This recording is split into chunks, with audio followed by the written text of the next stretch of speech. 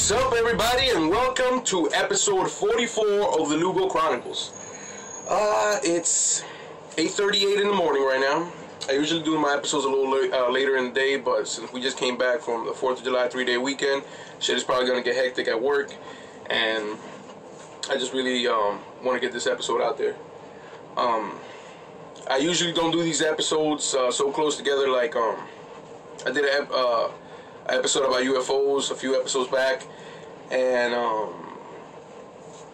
but I'm gonna do another one just because, like, lately on YouTube and on the news, there's been a lot of footage from London. Apparently UFOs all over the place. It's like and it's like in Mexico, it's they're seeing it in broad daylight, and it's not only like one person recording this. This is just different people from different angles recording the same thing, which is crazy because, to my knowledge, there hasn't been a lot of UFO activity in that area, but apparently since March it's like a daily thing in different parts of London.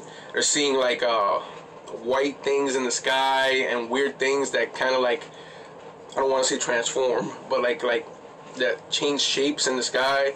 And some other parts, they see like these little orange lights in the sky, and how you call it, it's just weird. And I was like, I gotta make an episode about this. So take a look at all the footage while I talk to this dumbass right here.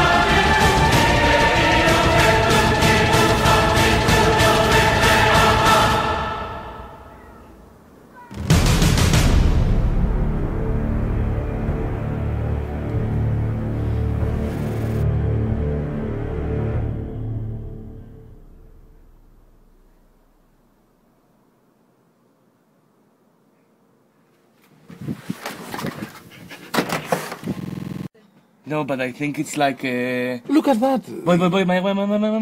Quickly. Man. Just a click. Look at that, there. Okay, you seen that? That's what everybody's been seeing in London lately, and it's starting to be like Mexico, where people are seeing this in broad daylight. They see it at night too, but nobody knows what it is. People are quick to be, oh, it's birds or it's balloons. But from some of the videos, you could clearly see that it's neither. It's something totally different. What is it? Well, I don't know, nigga. I don't know. It could be anything. But anyway,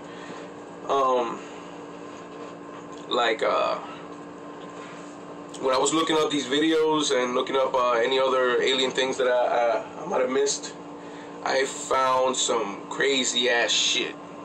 And what I found was, like, okay, everybody that looks into UFOs and like knows about, you know, the history, will know about Roswell. If you don't know about Roswell, here's Here's a little quick clip on what happened. Check it out. Roswell, New Mexico. It's as quiet and peaceful today as it has been for decades. But on July 8, 1947, that tranquility was shattered by a local newspaper headline. Air Force captures flying saucer on ranch in Roswell region. The story described wreckage of a flying disc found near a place called Corona and was based on a press release written by the public information officer at Roswell Air Base, Lieutenant Walter Hutt. This building here, building number 84, is a building I believe that they brought materials from the Corona crash and stored them in here temporarily. The chief intelligence officer at the base, Major Jesse Marcel Sr., was sent out to the ranch to collect the crash debris and transport it to the Army Air Force headquarters for examination. In the meantime, newspapers all over the western United States picked up the story. But before Marcel had landed his plane and strange cargo, the Air Force issued a second bulletin. By the time the B-29 with Jesse Marcel and some of the wreckage got to the headquarters 2 hours after they left in Fort Worth, Texas, the fix was already in to kill the story.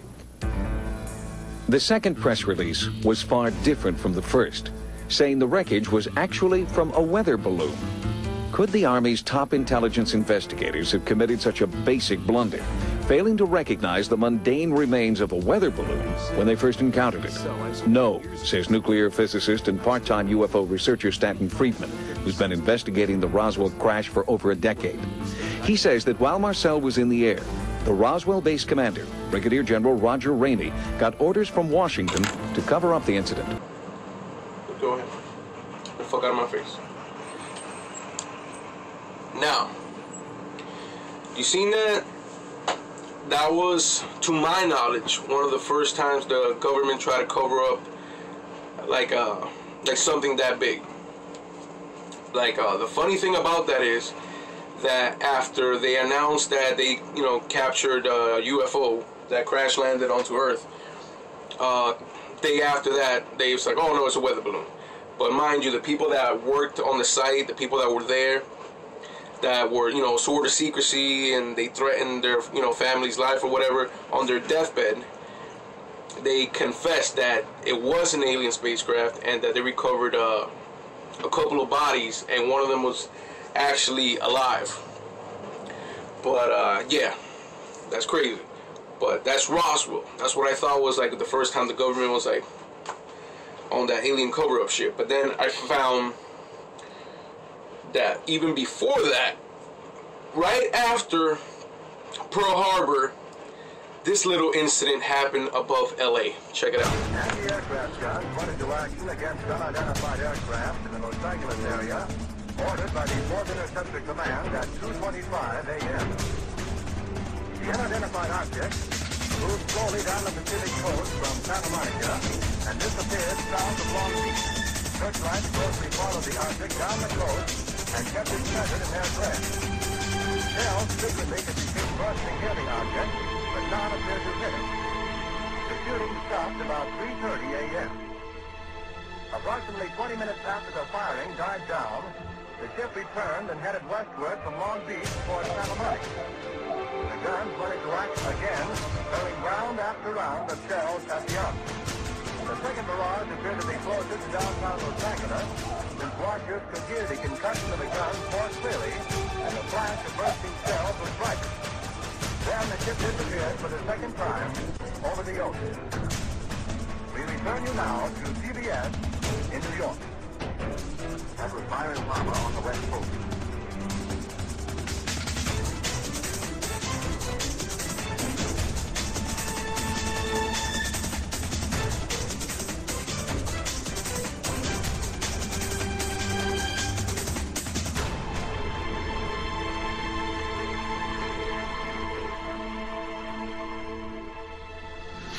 The Battle of LA was the first time that our military actually fired upon a UFO. The next day, the military told the press it was nothing but a weather balloon. Another report was that they fired at nothing due to war nerves. The Army was not too pleased with these reports. If they could not bring down a weather balloon with almost 1,500 rounds fired and direct hits, then what would they be able to do firing at real enemy targets? This was the first time official denial was put into motion regarding UFOs. You seen that? That was insane. Apparently, a UFO flew above LA. All those spotlights were pointing at it, and they were firing at it. Now, you can't really see it that good on the video, because again, this is from like 1942 or I'm pretty sure it's 1942. But according to the people that were there, the shells that were shooting at it would explode near it, not on it. And the object kept moving, and they thought that it was like a blimp, but they couldn't do any damage to it, and it just kept moving till it finally disappeared into the horizon. That shit was insane. I never knew about that till I started, lurking a little bit through YouTube. But that's crazy. And again, I don't want to sound like a conspiracy dude with the whole, the Illuminati or the government's trying to cover it up, but the government's trying to cover shit up. The government is hiding shit, and I don't know, it's like I want to say like, they should reveal shit, they should tell the world what's good, but it's like some people just don't want to know. Some people will be quick like, yeah, they should let us know. But those same people, they're not ready. They're not ready to learn the truth. They're comfortable in the world they live in. There's us. There's animals. There's the earth. Nothing else. You throw fucking aliens into that equation, woo! Lose their minds, son. And I think that's why the government's not letting everybody know. But till then, we could just speculate and keep just fucking recording shit in the sky. But yeah, shit is fucking insane. Till they actually reveal something, we're just gonna have to chill and just keep fucking, as usual, keep our eye to the sky. That's it for today. Thank you for watching. But enough talk. Have at you. Do do do do do do do. Yeah. The news of the world, Wednesday, February 25th. Once again, Columbia's correspondents in world capitals and in the fighting zones in the Western Pacific are ready to give you the latest news direct by shortwave radio. And now for news of our own West Coast, we take you to Los Angeles and the report of Byron Palmer. Anti-aircraft guns went into action against unidentified aircraft in the Los Angeles area shortly after 3 a.m. Pacific wartime this morning. The anti-aircraft guns began barking during a blackout ordered by the 4th Interceptor Command at 2:25 a.m. The unidentified object, which some sources thought might be a blimp, moved slowly down the Pacific coast from Santa Monica and disappeared south of Long Beach.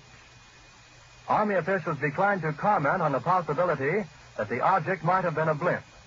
However, it required nearly 30 minutes to travel some 25 miles, far slower than an airplane.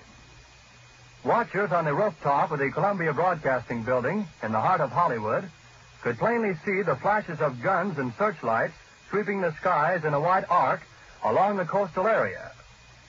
Concussion of the shells could be felt in downtown Los Angeles, 15 miles away. U.S. Army planes quickly took to the dark skies, but whether they contacted the object has not been announced. Army officials say they will not comment until they receive a full report of the action.